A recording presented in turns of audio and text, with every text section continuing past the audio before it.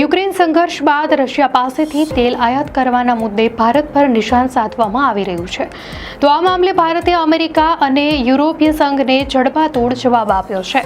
વિદેશી મંત્રાલયના પ્રવક્તા રણધીર જયસ્વાલે સ્પષ્ટ શબ્દોમાં કહ્યું છે, ભારત પોતાના ગ્રાહકો માટે સસ્તી અને સ્થિર ઉર્જા સુનિશ્ચિત કરવા આયાત કરે છે. તેમણે જણાવ્યું કે જ્યારે સંઘર્ષ શરૂ થયો ત્યારે તેલનો પરંપરાગત પુરવઠો યુરોપ તરફ ફાળવામાં આવ્યો, જેના પછી ભારતે રશિયા પાસેથી આયાત શરૂ કરી. જયસ્વાલે એ પણ યાદ અપાવ્યું કે એ સમયે ખુદ અમેરિકાએ ભારતને આવી આયાત કરવા માટે પ્રોત્સાહન આપ્યું હતું. તેમણે કહ્યું કે જે દેશો ભારતની ટીકા કરે છે તેઓ પોતે પણ રશિયા સાથે મોટા પાયે વેપાર કરે છે.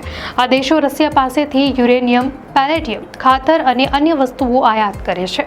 આથી ભારતને નિશાન બનાવવું ખોટું અને તર્કવિહીન છે. કોઈ પણ મોટા અર્થતંત્રની જેમ ભારત પણ પોતાના રાષ્ટ્રીય હિતો અને આર્થિક સુરક્ષા માટે તમામ જરૂરી પગલાં લેશે. દર્શક મિત્રો, દુનિયાની આવી જ ખબરો માટે ધ લોકસત્તા ચેનલને સબસ્ક્રાઇબ કરો.